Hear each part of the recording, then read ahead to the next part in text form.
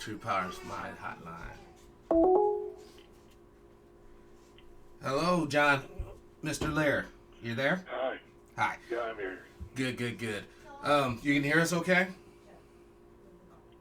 Yes. Awesome. Well, welcome to the show. This is the Other Morning Show. I'm your host, Truepowerismine, and yeah, I'm live right here.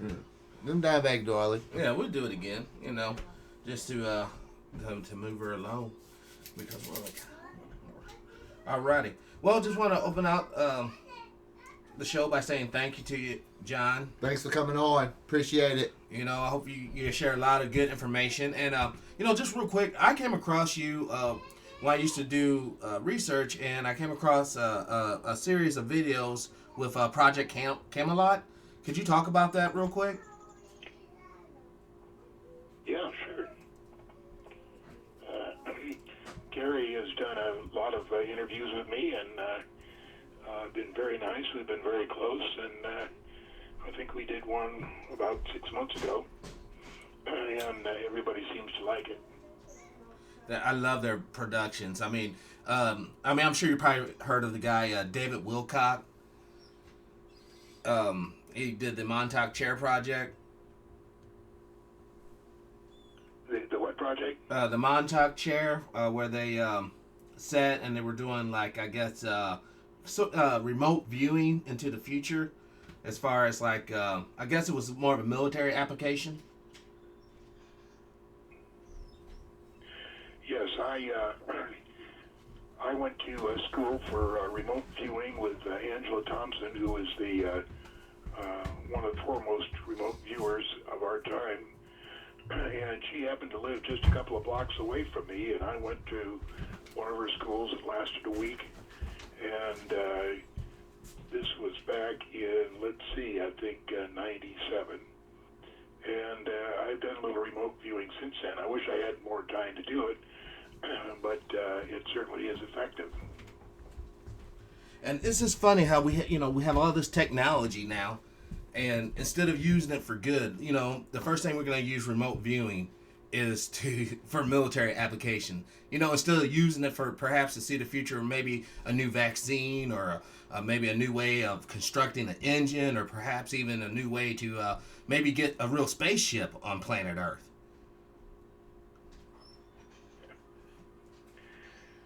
Yeah,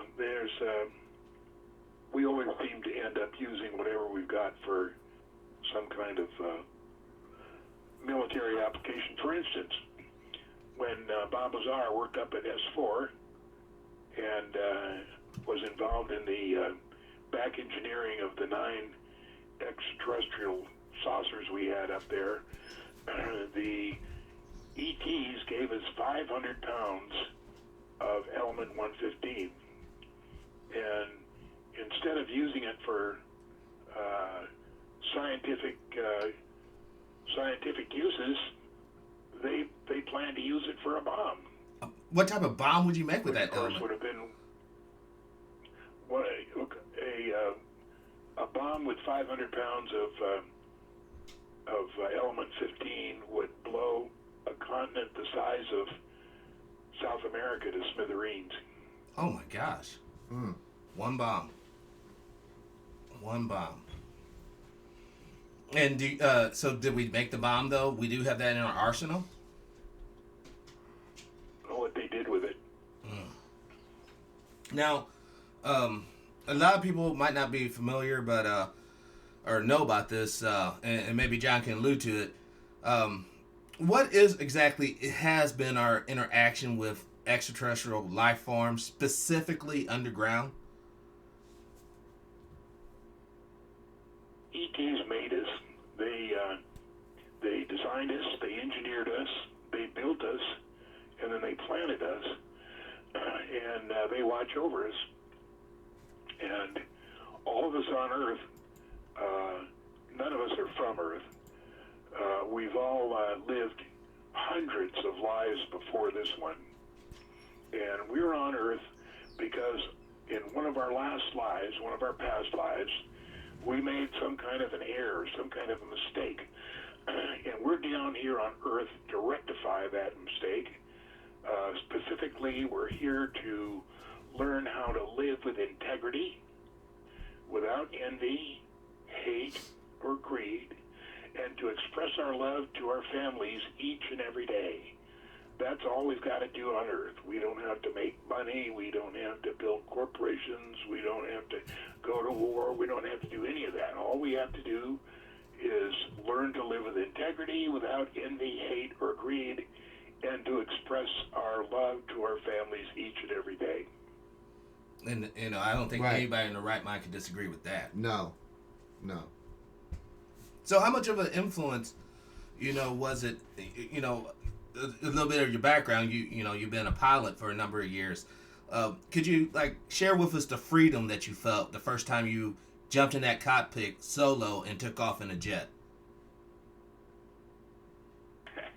Well, the first time I soloed was in a Piper Tri-Pacer, and that was when I was 16. And I just fell in love with flying, and that's what I did all my life. I was 38 years a commercial pilot. I worked for many different airlines and flew many different places, and it was a lot of fun. But I retired at age 60, which was the mandatory retirement age, in 2001, and since then I've just been retired. Just hanging out, enjoying life, doing a lot of research too. Yeah, I found Facebook here a couple years ago and enjoy posting on Facebook. As a matter of fact, what I've done on my Facebook page is I'm 75 years old, and I don't know how much longer I have, but I'm posting all of the secrets that I know about on my Facebook page. One of them that I posted a couple of months ago was at the Nevada test site. There's the Tonopah Test Range and Groom Lake that everybody knows about. But in between those two places is a secret base called Sandia. And they built that starting in 1979, took them 10 years to build, and what they did was they took off the top of a mountain, built the base inside, and then they put the mountaintop back on to hide it. And in the 90s, actually the end of the 90s, they had to figure out a way to get the people up there to run the base, and it required 2,000 people.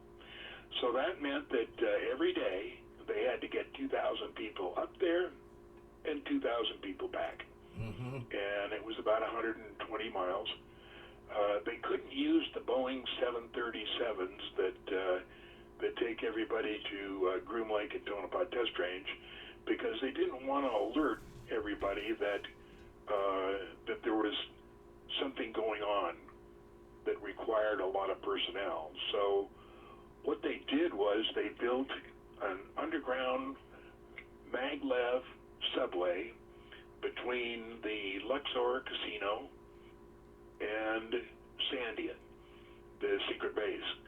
And they had one terminal at Luxor and one at Bellagio. And the reason they picked Bellagio was because Bellagio has massive underground parking. And it was easy for them to have 2,000 people park their cars there and then go through a secret tunnel to the terminal where the subway was and go up to Sandia. Now, the trip only takes 21 minutes. So they were able to take people up and back. It's been a very large secret for many years, but I posted the beginning of it and how they built it. I posted aerial photos that I have had of when they built it. Now, when you build an underground subway, you have to start from the top. You can't start from underground. So what they did is the time they were ready to go to start building this, they had imploded or raised the Stardust Hotel and Casino. And there was 74 acres of just barren land. So So they took that barren land and they built a fake casino called Echelon. And they built the casino in a manner that would hide all of the equipment that was building the underground subway from Las Vegas Boulevard and from Industrial Road and Desert Inn Road. And so they had walls, and the casino, what they did is they built just the framework. They didn't build anything in it, just the framework. And that hid all of the gigantic equipment that was going on to start this subway. And when they got it built, they covered it up and brought dirt in and made it just a empty lot except for the fake casino, the Echelon. And they told the public that they had run out of money and they couldn't continue the project. And Echelon sat there for many years until just a few months ago it was bought by a company. I'm trying to think of the name. I think it's something like Resorts International. And they were going to take that framework and build a casino for themselves. What they didn't know is when they built that framework, they didn't build it to code because they never thought that they never planned on occupying it. Oh, I see. So when the company bought that framework, they thought they were going to be able to use it for their own casino. And, that's been about 6 months ago, and I don't know what happened, but I'm pretty sure it wasn't built to code, and they're probably going to run into some problems I haven't heard lately. But that project's been going on for many, many years, and it's been a total secret.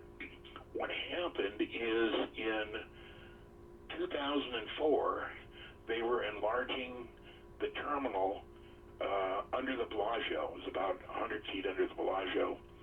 And somehow a backhoe accidentally hit the main power grid for the Bellagio and knocked out the power for 3 days. Now, as you know, when they build a casino, they back up the power all kinds of ways so that there's no possible way that the power can go out because they have millions of dollars passing across the tables every minute. So for a power outage, it would be a disaster, and that's what it turned out to be because the backhoe hit the main power grid, but took out the power of the Bellagio, Treasure Island, and one other casino. And the people who were in charge of all this secret stuff had never told Nevada Power, who was the head of the power company here in southern Nevada, and they had to tell them what they had done and ask them for help to put the power grid back in operation. So they had to have a lot of these what they call NDAs, non-disclosure agreements, or accidental disclosure agreements that nobody would tell what was going on. But it was a massive undertaking, and you can go on the internet right now and look at Bellagio Power Out 2004, and you'll see all the stories about this power out. But one thing you won't find is what caused it. Yeah. Because they don't want to say that they were building enlarging a secret terminal below the Bellagio. Now, is there any idea what's going on at this secret base? What type of research are we dealing with? I don't know what we're doing. I know that we're trying to enlarge the Nevada test site. It's massive right now, but they are trying to use the Desert Bighorn Sheep Preserve, which is almost as big. They want to use that, and that's expanding it to the east, and they want to go as far as the Colorado River, a place called Iceberg Canyon, and they want to enlarge it also to the west as far as the Sierra Nevadas. So they're planning something, but I don't know what it is. And this ties in with all of the underground freeways that exist, have been built for the last 30 years. We have 6-lane highways major city in the United States. Plus, we have underground cities under the real cities like Phoenix, Dallas, Fort Worth, Memphis. Any of those cities have underground cities. Now, what's the purpose of those underground cities? What's the purpose of that? You know, we don't know. So if there's a nuclear attack, will the citizens be able to get in these bunkers? Is it what? Like, if we have a nuclear attack, like say that, you know, something happens, China and Russia actually attacks us, do you think that they would open up these bunkers so that citizens can reach safety? Yeah, the wealthy ones. No, it's not for us. It's for somebody else. It's for the elite. And there will be no nuclear problem with Russia. As you probably know, we were always allies with Russia after World War II. Russia and the U.S. Agreed to pretend to be enemies, but in fact we were friends and allies the whole time. And we still are friends and allies, but the public is told that we're enemies and we have to prepare for a war, and that's why we have all these new fighter jets and bombers and stuff like that. But it'll never happen. There's not going to be any kind of war like that. We have to, not we, but the military has to manufacture an enemy, and that's what they've done with North Korea. And they've tried to make North Korea the bad guy and pretend that they are a threat, when in fact they're no threat at all. We have orbiting direct energy weapon satellites that use molecular dissociation to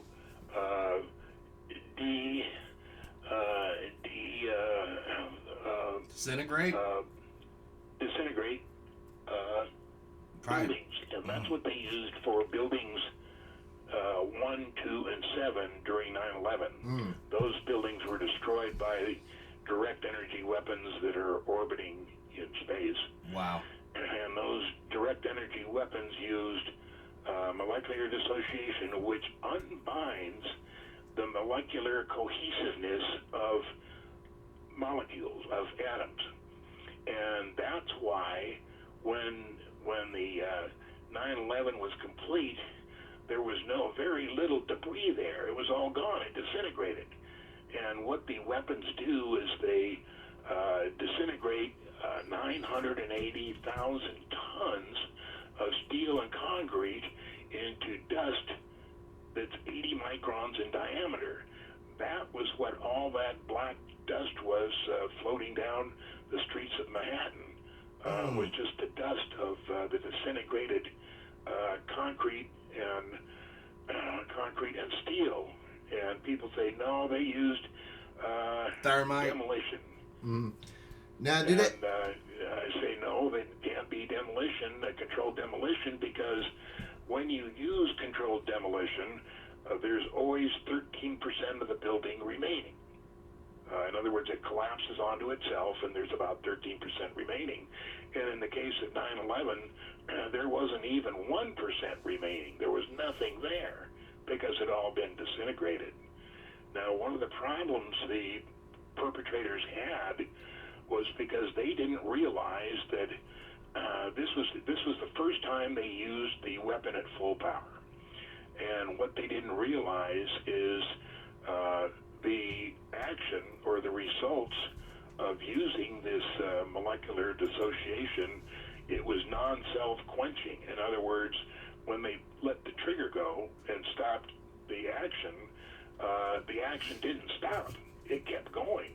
And the way they found that out is because when they started to rebuild Building 6, which is the Deutsche Bank, they no sooner got the concrete and steel into place, and it would start to disintegrate.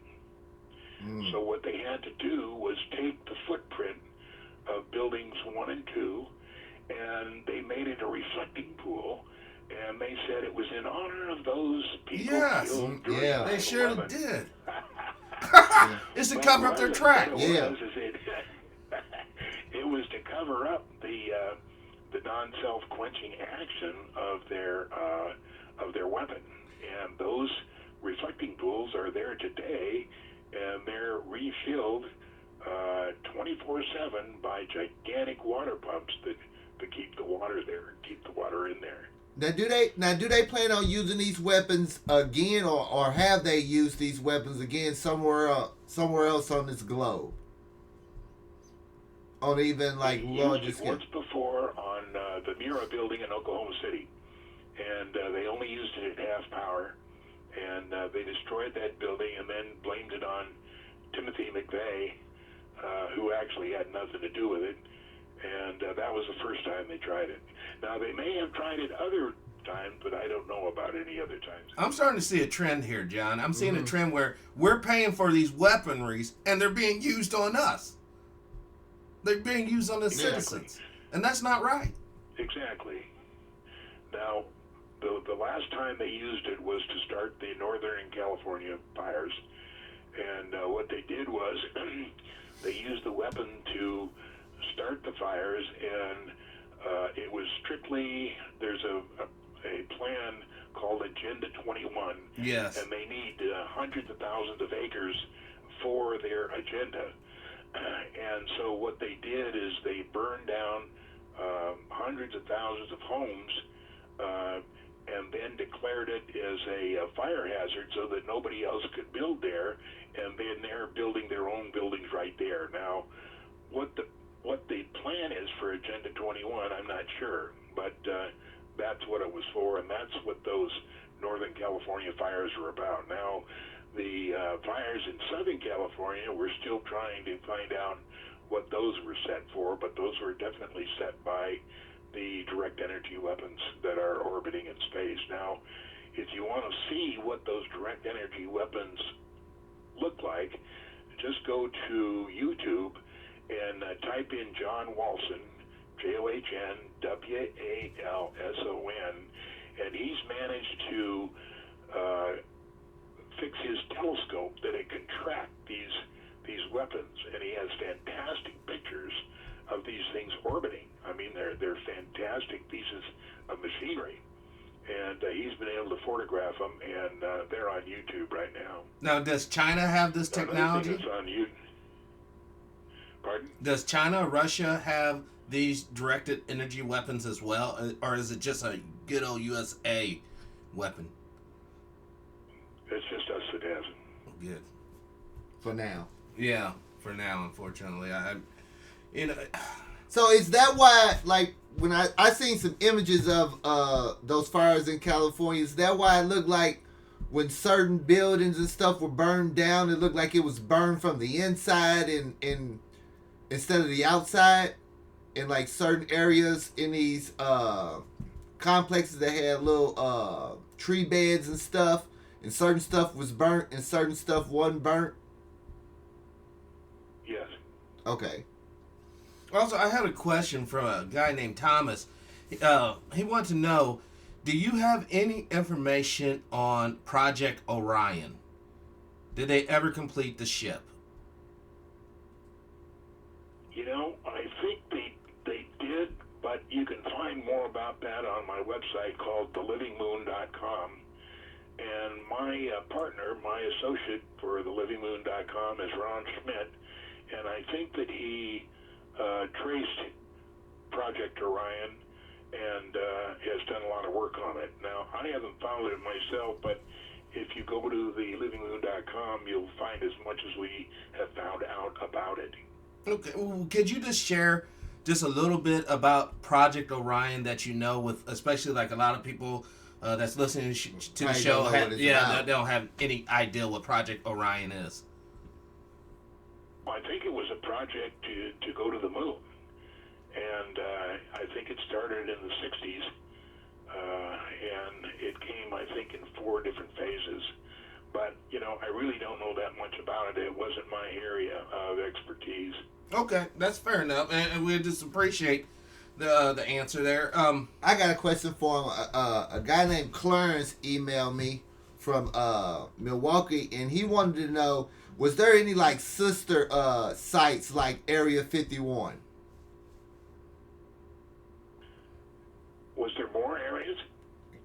No, was it other sites question. like that? Yeah. But just a different Name, I just guess. a different name or number or however they label this stuff.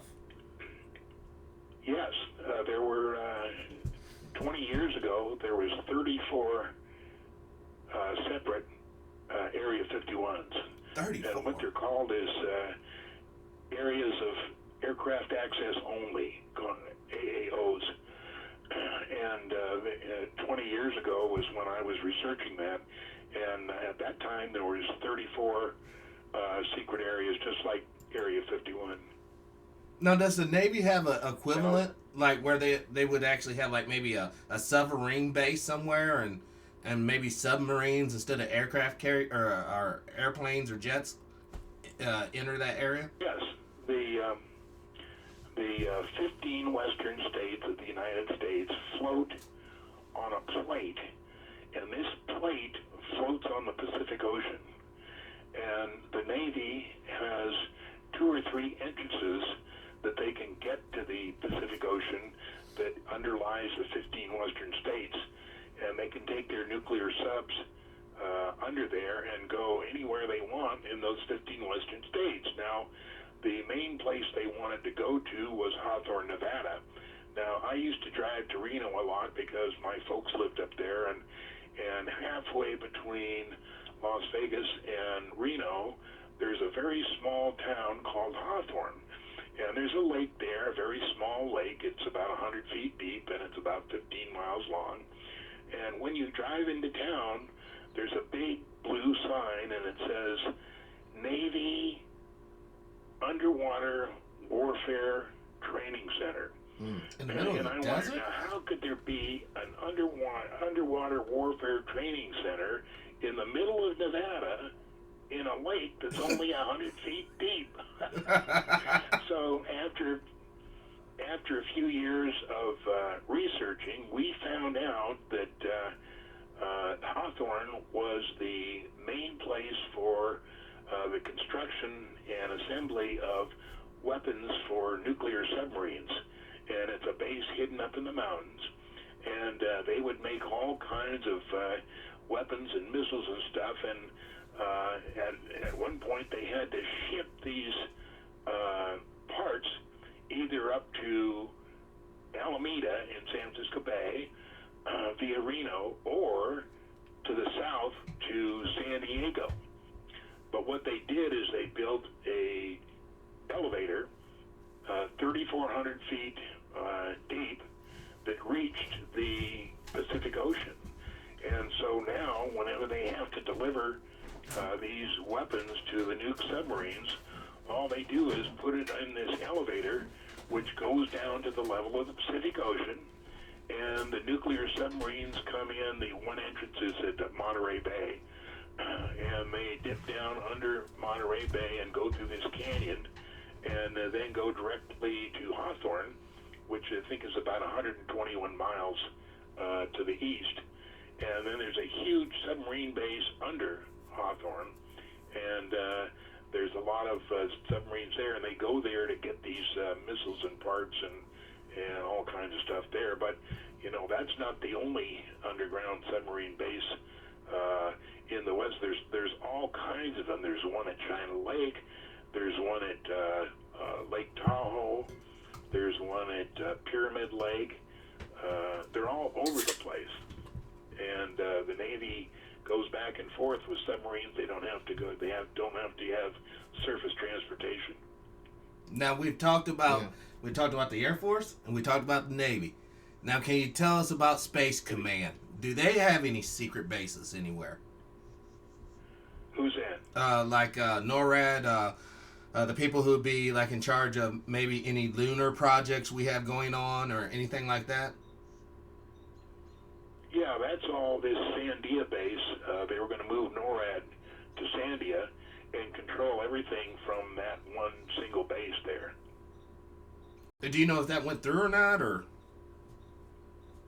Pardon? Did they actually make that move, or is NORAD still out there in the mountain? I believe it's there right now, Patrick. I think everything is in place right now.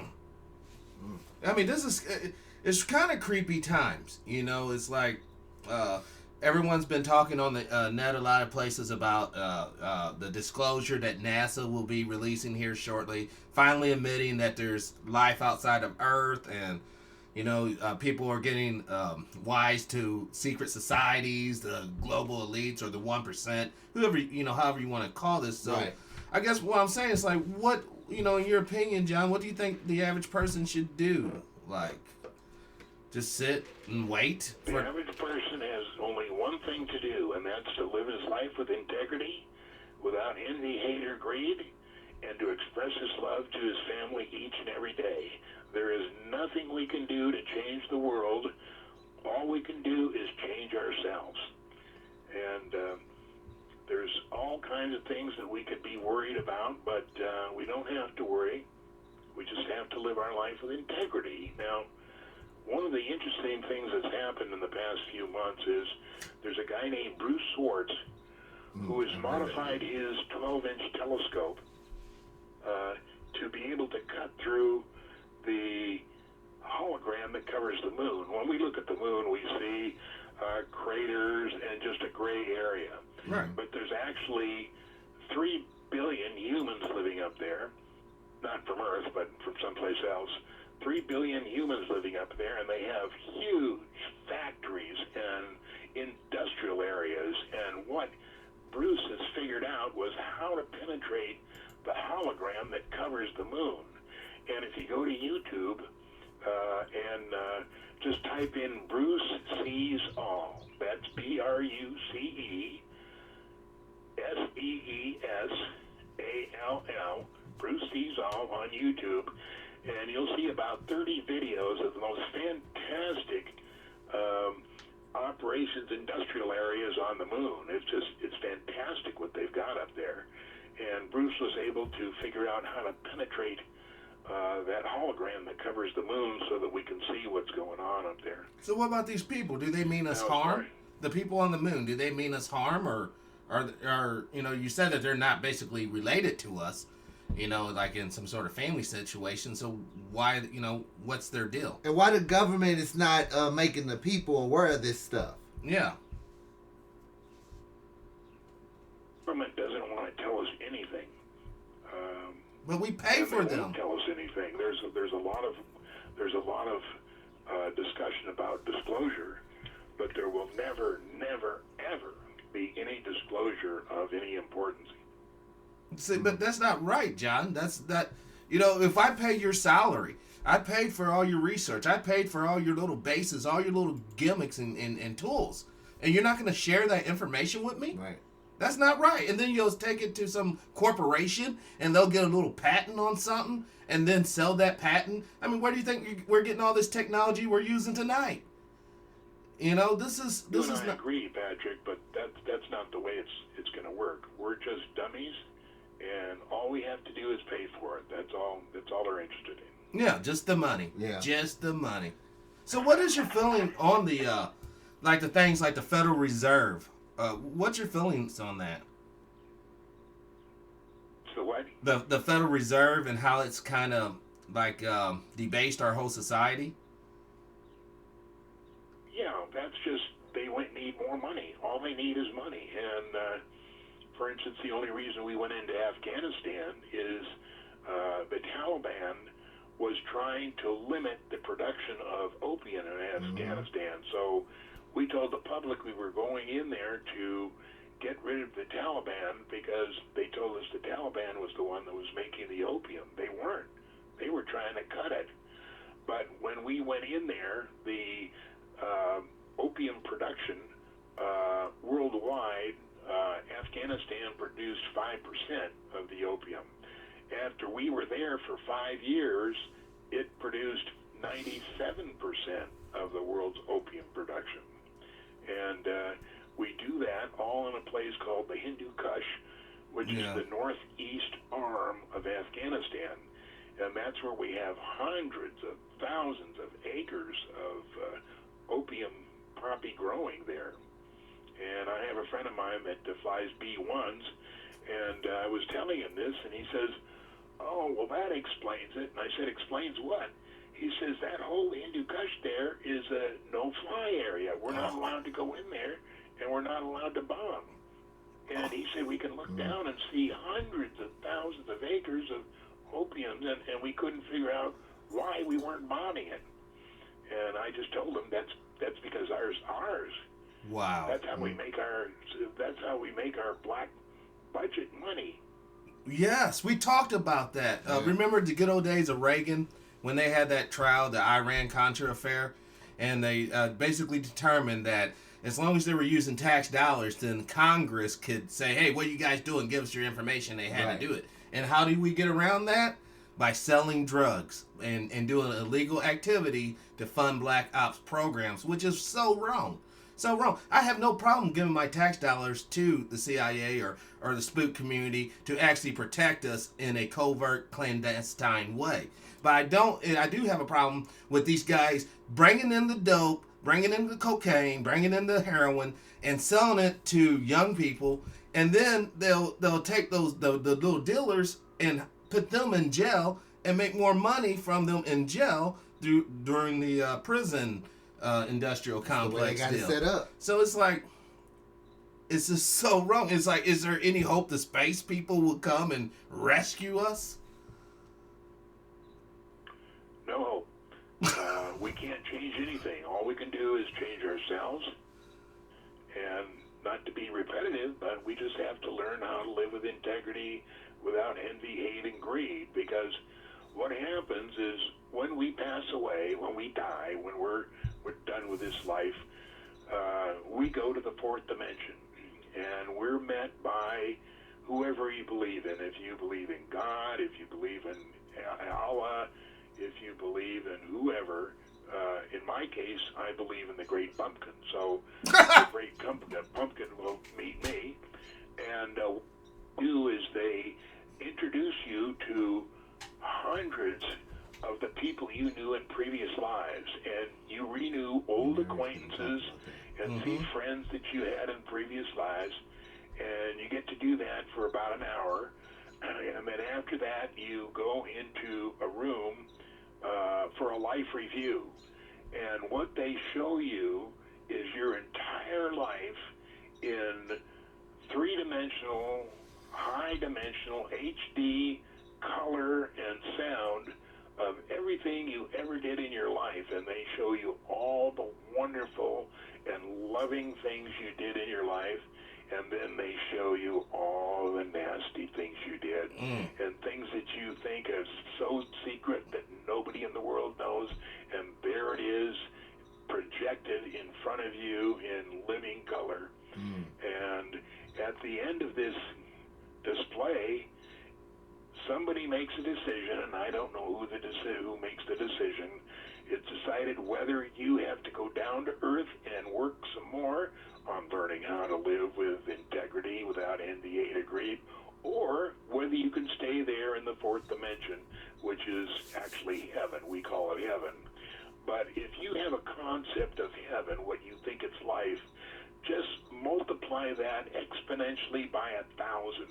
And that's how wonderful it is. It's just impossible to describe how fantastic it is. Now, if you remember when Steve Jobs died here about a year ago, he was in his bed, and his family was surrounding around him, and he only had about a minute to live. They were watching his blood pressure and his pulse and heart rate and everything, and about 10 seconds before he actually passed away, he goes, "Oh, wow. Oh, wow. Oh, wow." And what he was seeing was the entrance lobby to where we go when we die. It's so fantastic, so beautiful, that he was telling us, "Oh, wow." And so that's the first time I ever heard of that happening. Wow. I mean, so what you're really saying is right now we're basically all in a computer simulation. Pretty much the Matrix. You know, it's a simulator. This is all nothing but a huge hologram. But my whole question to that is like, then isn't this life somewhat unnecessary? Then isn't this whole experience so unnecessary if it really doesn't matter at the end? Because if whoever created us, if they want to make us perfect, obviously they made somebody perfect before us. Couldn't they just use that template, encode it on us? Boom, bada bing, we're good to go. We don't have to go through all this strife, misery, hatred, racism, sexism, homophobiaism, all this isms, and all this stuff. Can we just bypass all that and just go right and stay in the fourth dimension? No, because when we're born, many, many hundreds of thousands of years ago, we're given a soul. And that soul has to be educated. And it has to be educated over the hundreds of lives that we make. And it has to learn how to live with love, with integrity, without envy, hate, or greed. And it takes a long time. And sometimes people don't absorb the good things. Sometimes they go into the bad things. And we have to keep repeating that until we learn how to do it correctly. And that's what we're doing here on Earth. So there's basically kind of like no end to this Earth as long as there's a soul in need of learning. Right. There's no end to it, and people who think they can beg for everlasting life or pay some money for everlasting life or pray for everlasting life, you already have everlasting life. You had it when it was beginning. It goes on forever. There is no end to it. You already have it. Well, you're not going to make very many friends. No, you're not going to make very many friends no. with that type of rhetoric, buddy. Now the preacher man's going to come down. What's this John talking about? You don't got to pay your tithes. And the father at the Catholic Church is going to be, what's he talking about? You don't got to come to me for absolution. You're making some enemies up in here. No, you've already got it. You don't have to pray for it. That is the truth. That is the plain out truth. And that's why people love our show. Because we cut through all the nonsense. Have you ever heard of the Unarius Academy of Science? No. The Unarius Academy of Science is out of El Cajon, California. John, a lot of the things that you were saying, they were saying. We had them on the show a couple months back, and they were saying a lot of the stuff you were saying right now. Yeah, that's the first thing that popped in my mind when you started talking about that. Yeah, they were like, it's like your philosophies are like right in sync with the Unarius Academy of Science. To an extent. To an extent, Because, now, do you have any knowledge on, like, the Palladians or the different extraterrestrial races? Like, I believe there's 7 of them, going from lizards to kind of humanoids to, like, basically monsters. Yeah, there's trillions upon trillions upon trillions of different ETs out there. The Palladians are one of them. They were the ones that got a hold of or took Billy Myers on a couple of his trips. A lot of people think that the Billy Myers case was a hoax. It wasn't. It was real. But what the government didn't want is Billy Myers had such clear photographs.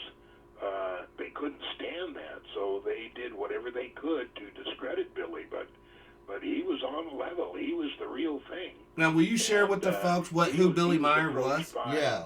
Could you share with the folks who Billy... He was approached by the Pleiadians. Okay. And could you tell the people a little bit what he did? Like, why were they trying to discredit him? They were trying to discredit him because he had photos of their flying saucers that were absolutely perfectly clear.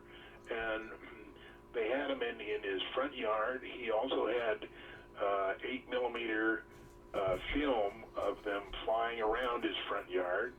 And he had stories about being taken to different universes and shown a lot of different stuff. And the government just couldn't stand this. They had to wipe him out, or they had to discredit him. And a lot of people still believe that the Billy Myers case was a hoax, and it wasn't. It was the real thing. Now, do you think that's why they, like, you take like the South Park people, right? They put in America's psyche, like the typical alien abduction, according to like South Park, would be the aliens will snatch you up in the middle of the night, stick an anal probe up you, and do all these weird experiments. And that's what a lot of people have in their psyche when it comes to alien. Do you think this is done by design to make us kind of fearful of any, outside, influence? No, the people that made us, the ETs that made us, they abduct each and every one of us during our lives, maybe 10 or 15 times. The stories that the people hear about the anal probes, those are not true memories. Those are flash memories. And they put that in so that you don't try to remember what happened to you. Now, each one of us, there's 7 billion people on Earth, but 25% of them are actually aliens dressed up as humans.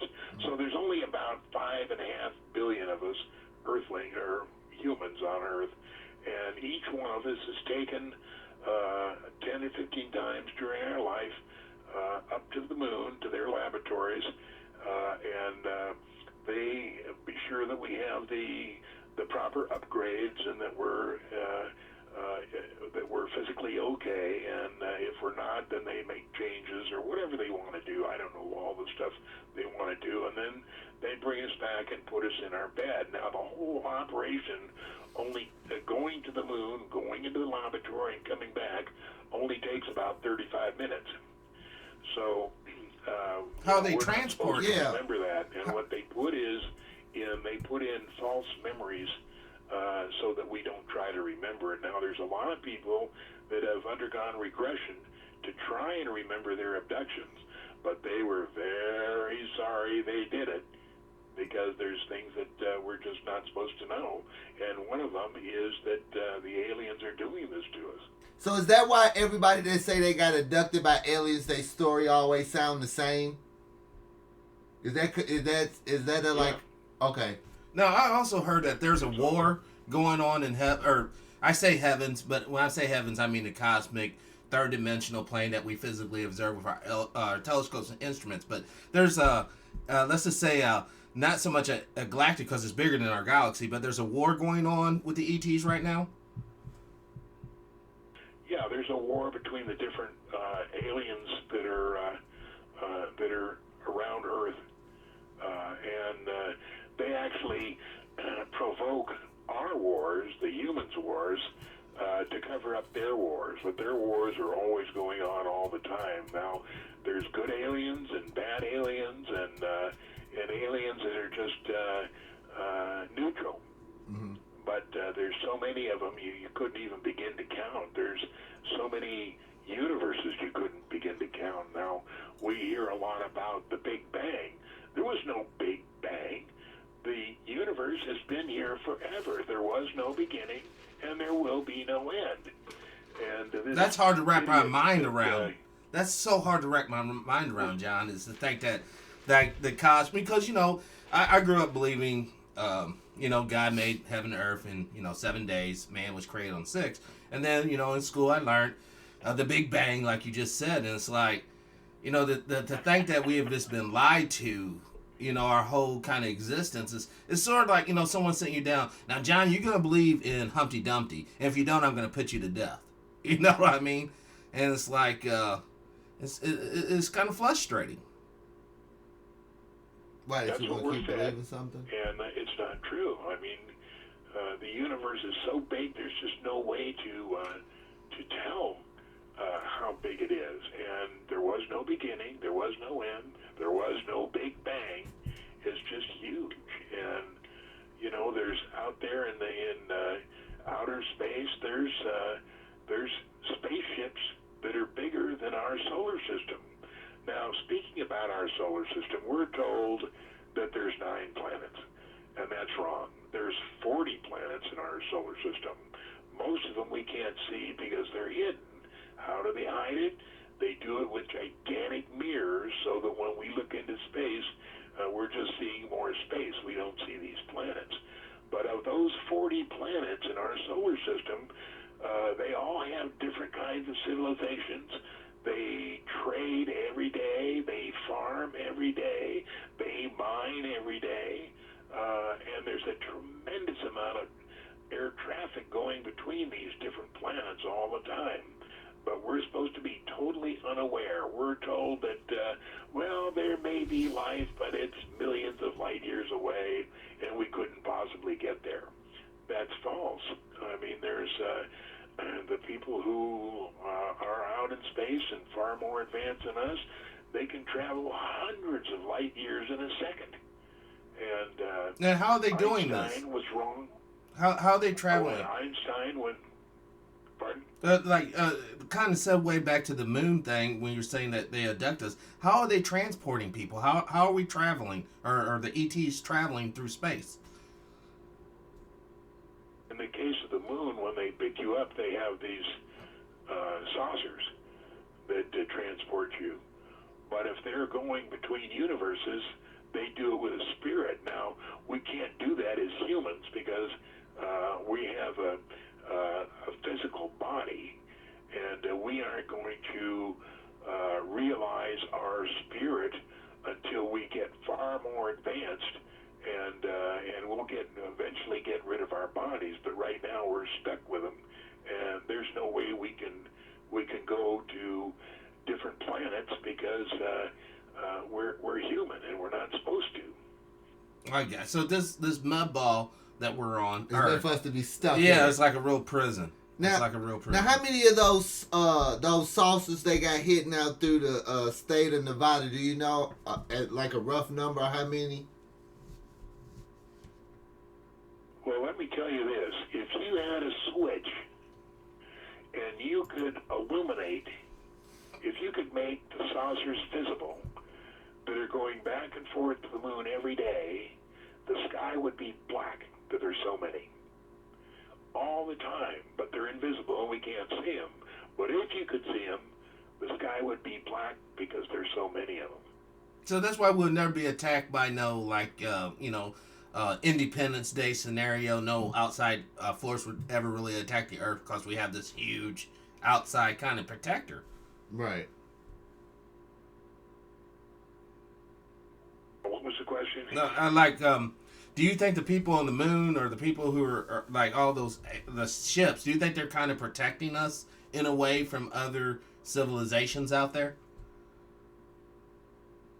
Or it protects us. I mean, there's no way that an asteroid is going to hit the Earth. They have too much invested in us. You hear occasionally about they're going to reduce the population to 500 million. And that's BS. They're not going to reduce anything. This is all under the control of ET. They have it all planned. Everything's going to work out. All we have to do is educate our soul, and we do that by living with integrity, without envy, hate, or greed. That is just so simple, John. It's just too simple. You know, people want this complex. You know, I gotta jump around and do this and that, and then it's gonna be okay. But you're just like, no, just live without envy, love your family, and live with integrity. That's so simple. So It's pretty. So you saying the only way we can Pretty simple. So you saying the only way we can travel to these other planets is got to be like your soul, like spirit form, right? Astral projection. Astral projection. That's the way to do it. Or so is that the reason why some people can remote view and other people can't? Like the AETs basically upgraded certain people to be more, I guess, psychically in tune than others. Yeah, we're all developing at a different rate. Nobody's doing it the same. I was educated in remote viewing by Angela Thompson, and I went through the Intervision course. It was a week course, and learned how to do it. And the reason I wanted to do it is to see if a dummy like me could do it, and you can. I was the star of the class, and I had no idea that I had this ability. But it's kind of fun when you work on it. I just don't have that much time anymore to practice it.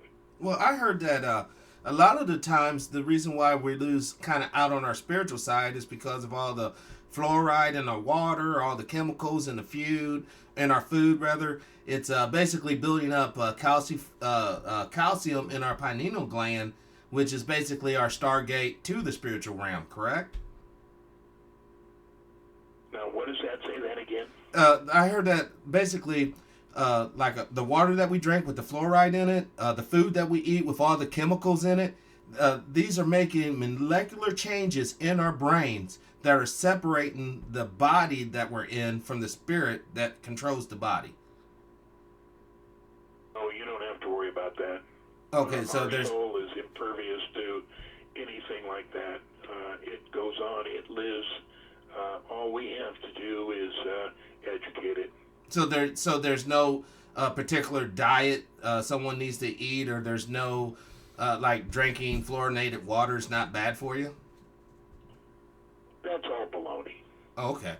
I mean, I just because you know where that's coming from, the Alex Jones, Right. mantra. The fluoride water is taking the emergency transmission, blah blah blah, and all that's just a scare tactic to keep us in an envious state, to keep us not living with integrity, and certainly not loving. When you hear the stories like that, and also you hear about um, the Earth getting too hot or the Earth getting too cold, it's baloney. I mean, there's no possible way a civilization like ours could modify the temperature of the Earth. Now, we're told that the Earth is 5 billion years old. It's actually 14 billion years old.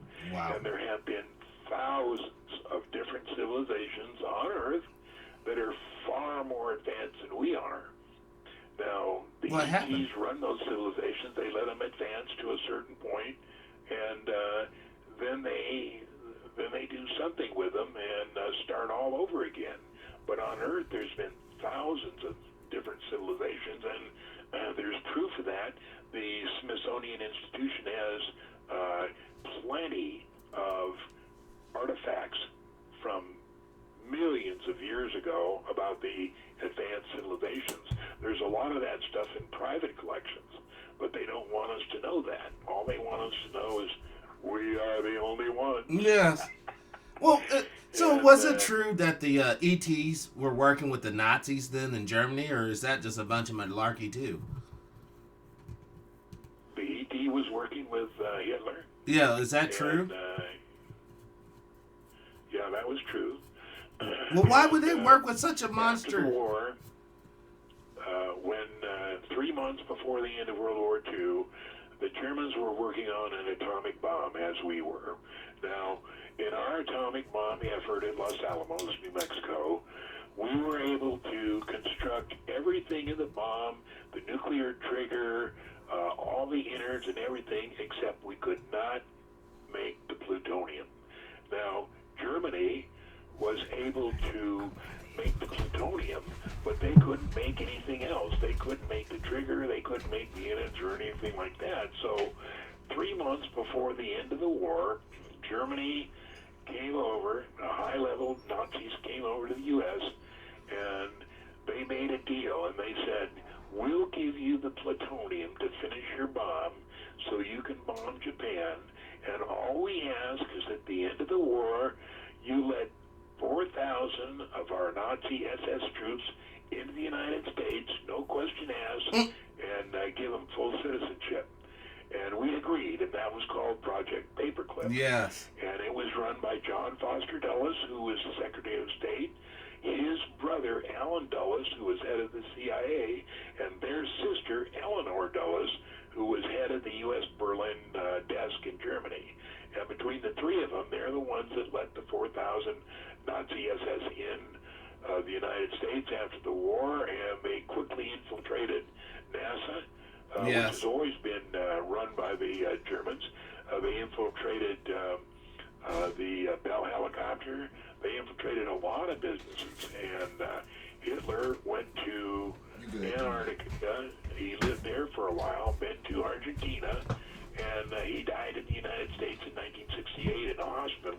I don't know where it was, but he lived up until about 1968. Oh my God. Can I ask you a question? There was a movie that was called The Boys from Brazil. It was basically about when Dr. Joseph Mengele went to, I think, Argentina, and basically after the war, they had perfected intravenous fertilization, and basically they cloned Hitler. Do you think there was any truth to that? Were there any Nazis advances in genetic cloning? Absolutely. And we even carried that on after the war. As a matter of fact, in Saudi Arabia is where we have gigantic clone factories. We make clones. They're called super soldiers. And I don't know what they're going to do with them, but I know they're there. Whoa, hold on. What year did? Hold on. Talk about this Saudi Arabia clone factory. When did this come about? Well, in 1980, let's see, I'm trying to think when I lived in Cairo for 2 years, and I was good friends with Salam bin Laden. Salam was Osama's half-brother, and between them, their company, bin Laden, ran 80% of the construction projects in Saudi Arabia. I had a friend, his name was Cecil McMahons, and he used to work at Area 51 on the Blackbird program. And after that finished, he went to work for Salam and was his right-hand man. And when I lived in Cairo, we would always have dinner together, me, Salam bin Laden, and Cecil McMahons. And then when I came back to the U.S. in 1980, 81, Cecil still worked over there, and he would work for like a couple of months and then come back for 3 weeks off.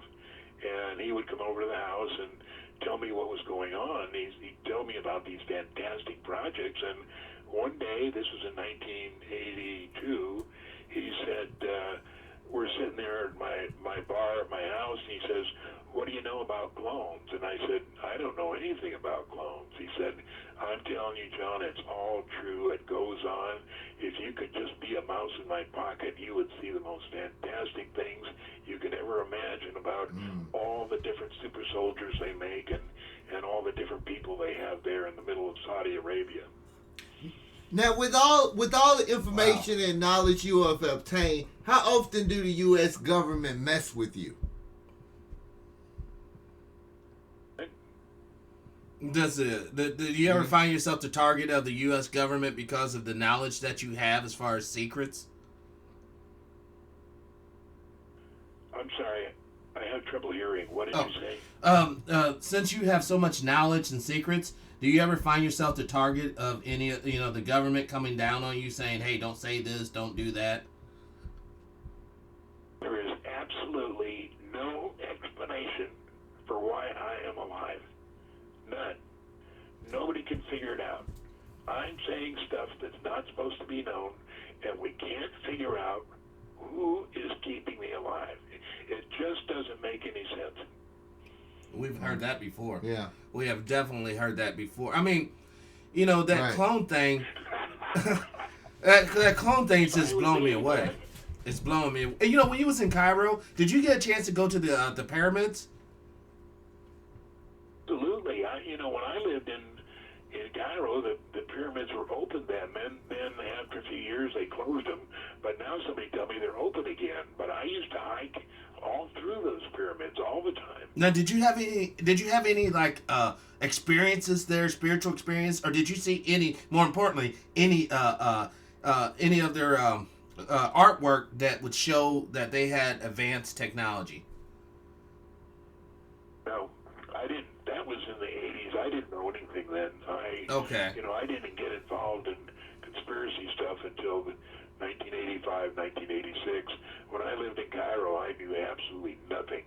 I just worked for a CIA cutout, and the airline was called Air Sinai. And what happened in 1978, Egypt and Israel signed what they were called the Accords. I forget what they Cairo Accords or whatever.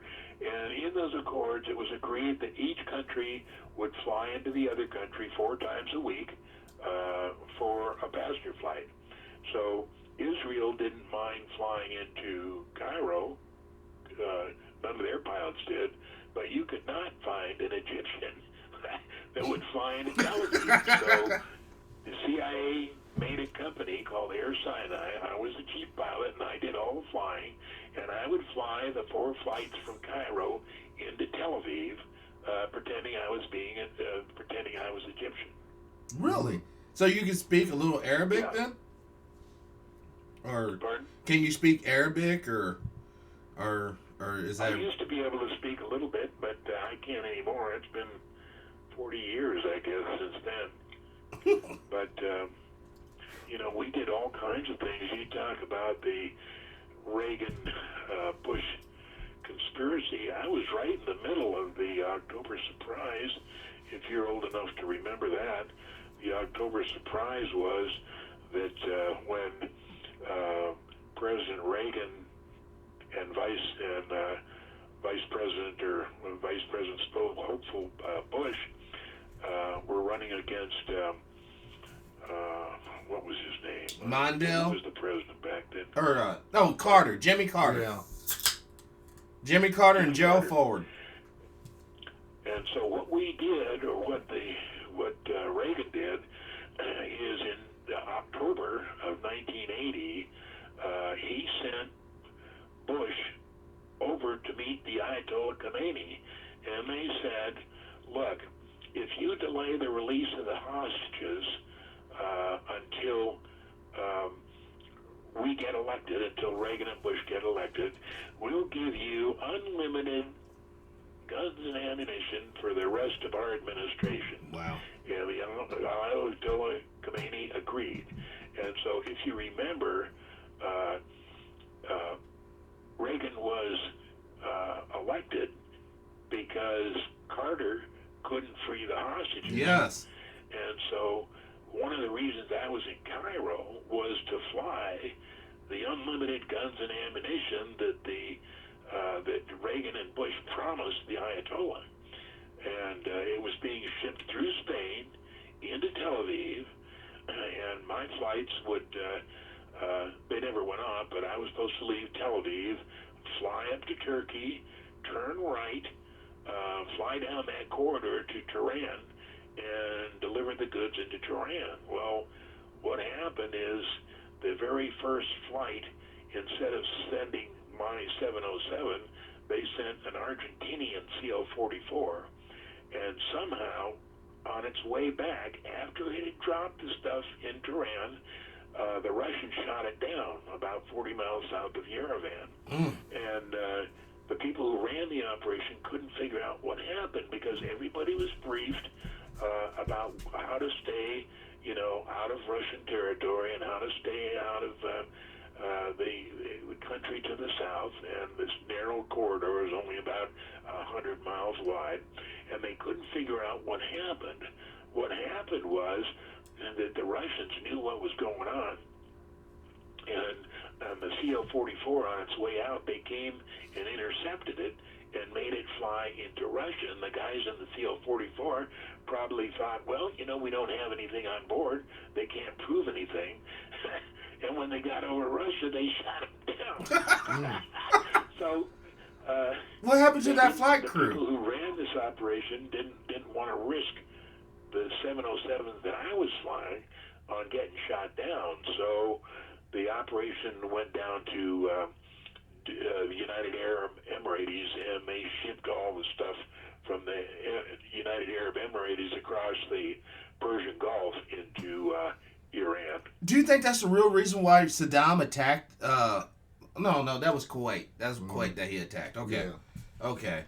But I've heard of United Arab Emirates, and I've heard some unsavory things about them. Actually, I mean, I know that they're one of our allies in the regions, but they condone some kind of brutal, day-to-day affairs. All our allies in that region do that. Well, They all do it. So, just wrapping it up, about the moon. Do you think there could be a way that the pyramids in Egypt were actually sending power to the moon back in ancient times? Okay, now what's the question? Do you think that the Great Pyramids in Egypt were like a power plant and they were actually sending energy from the earth to the moon? No, what the Great Pyramids were, they were all over Earth. They were energy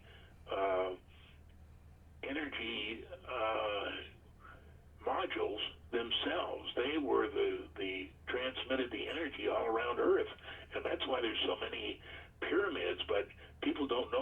There's pyramids all over the place.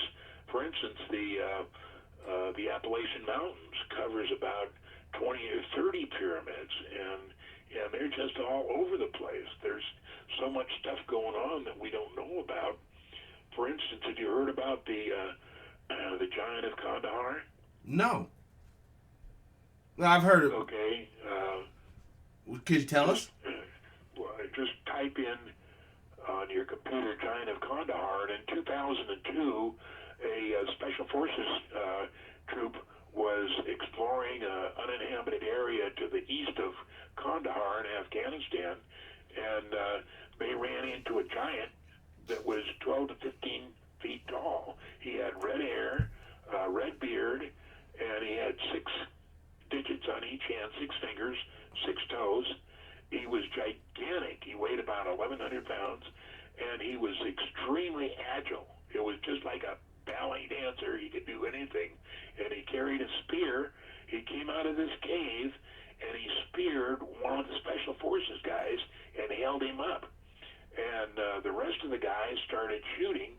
They were shooting into his body, and it didn't make any damage. So they started shooting at his face, and eventually they killed him.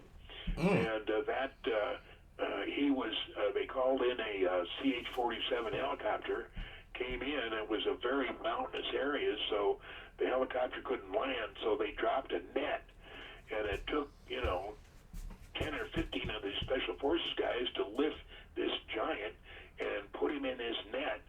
And they took him to Kandahar. Then he was transferred to a C-130, and they flew him to Germany. And then from there, they put him in another airplane, flew him to Wright-Patterson Air Force Base. But if you type in Giant of Kandahar on your computer, you'll see all the videos that are starting to come out. It's only been in the last couple of weeks that this story has started to break. Now, why didn't they just take that thing, instead of sending them over there, send them right down there to that clone factory in Saudi Arabia, and then they can clone giant super soldiers? They probably did. I'm serious. I've heard the story about them going to Iraq, right? And apparently out there in the desert in Iraq, the actual tomb of Nimrod, who was a giant, they found it, and they took that body. They had to drain out the tomb, and they took the body, and they basically flew it to a base over here as well. So in other words, I guess my real question is, we're taking these giant bodies from all over the planet for what purpose, other than to harvest their DNA? No telling what they did, That's crazy. They're not going to tell us peons, right? You know that's right. Right. But they'll make you flip the bill. By the way, here's All your we check. gotta do is pay for it. Yeah. Yeah. All we got to do is pay for it. Just keep the money coming, and we'll keep the secrets from you. Yep, pretty much. It's funny that you mentioned the CIA. We're actually working on getting a media officer from the CIA to come onto the show. So hopefully, if you still have any buddies over there, you can call them up and give us a good word.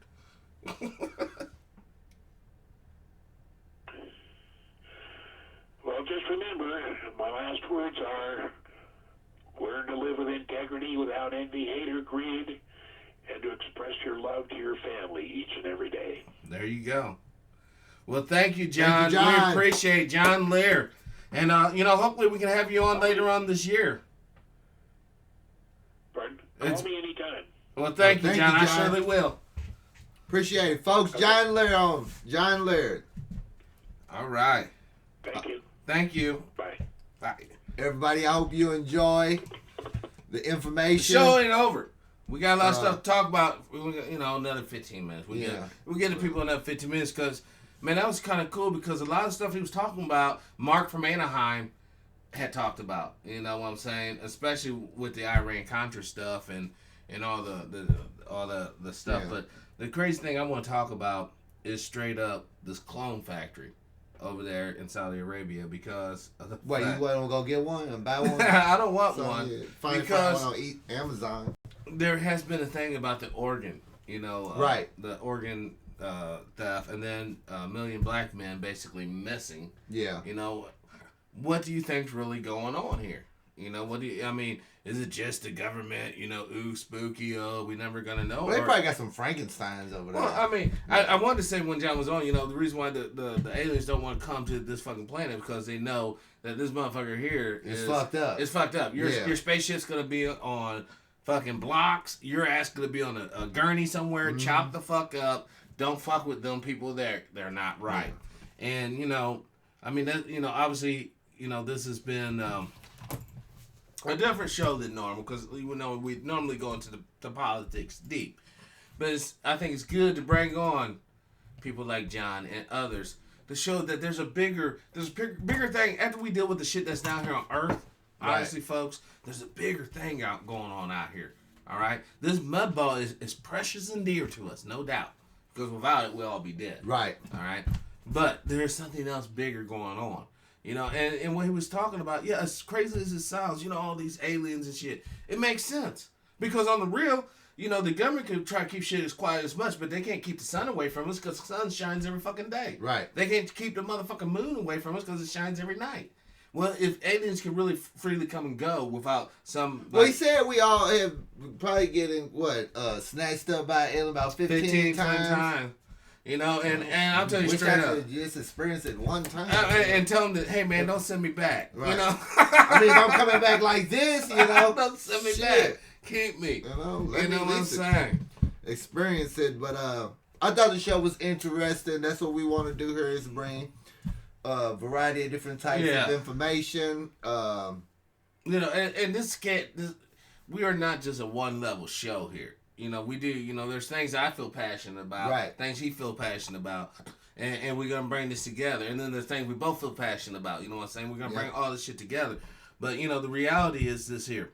We got this guy like aliens. Oh, I love aliens, and I love knowing the secrets of the universe, you know, whatever they may be. That's why we had John Lear on. Exactly, you know, and, you know. Yeah, I know how to sit, be quiet, let you answer the questions, and, you know. A lot of these people, you know, I actually talk to off camera, so. Right. It's a little different dynamics, you know. Yeah, but the thing about it, I'm trying to bring quality people to the show. Yeah. You know, people with good information. And John had a lot of great information tonight for us to digest, you know. And you know, this is definitely another thing on the dot. The other morning show is growing, and we want to thank you all the viewers. You know, I want to give a shout out to our Serbian viewers out there. You know, all the Serbia, subscribers. And all the subscribers, you know, on Dimebag TV and Truepowerismine, YouTube, and all the people. Oh, tell them about the show. Tell them about the show. Oh. Tell them about the show. Well, there was a show that was on that I hosted many weeks ago. But that show is no longer here. We reformatted it. We're going to restructure it. It's going to be a very interesting, very high energy show. It's called The True Power Show. Check that out. It'll be premiering April 1st on Dimebag TV and Truepowerismine YouTube live. Or not live. It won't be live. It will be the True Power Show will be taped in front of a live studio audience. But we're gonna have some things in there that we can't do while we're live. So obviously it won't be live. But it's going to be a very great show, you know. Yeah. Don't be shocked to see, you know, some of the faces here on that show. You know. Some new faces. And some new faces. And also I'm going to give a shout out to any up-and-coming people who are doing their thing. You know, Dimebag TV is reaching out to you. We're looking to bring on more people on board to just basically, you know, fill out our network. So jump on the train now. We're coming into a stop. You can hop on, and then we can take it off again. We want more people to come on and get random bullshit. Yes, we do. You know, this is what this is about, man. We're a couple rural guys. You know, there's not a PhD between us. You know what I'm saying? There's not $1 million here, but we can bring you priceless information. Yeah. You know, and I do want to give a shout out to all the people who have been donating over the past couple of months. Thank you. 4 months. And thank you very much. You know, a lot of things that we're doing is basically, you know, someone made a comment. And for all you haters out there, your comments, they're funny and they're ridiculous. Okay? Thanks for commenting. I love them. Yeah, thank you. But maybe go fry some onion rings or something. Put some ketchup on it. Yeah, so. You know. Oh, he's eating, girl. You know, I am a human being. We ain't gonna go there. Don't even go there. Yeah, I am a human being. So the thing is, though, what I want to say is that We like the comments though. we are about ready to put together a real network of regular folks doing their thing, and I hope you all join us for this experiment. Yeah. All right, so we got the True Power Show coming out. We have the other morning show, and we also have the Dimebag TV podcast. The podcast, now. yes, the podcast. You want to tell them about the Patreon account and all that good stuff? Patreon.com/DimebagTV. If you want help out the show, we trying to grow the network as a whole. Yes. And you know, I want to just say thanks to everybody that sent stuff in through the P.O. Box, through the email. And that's P.O. Box 133, the DeSoto, Missouri 63020. Yeah. So, You know, and there was somebody else I wanted to thank. I lost my train of thought. Yeah. Well, you know what? This has been the Other Morning Show. I'm Truepowerismine. I'm Dimebag Dolly. And we're out. Peace. Hit that stop button over there, would you please? Stop. Finish. And stop.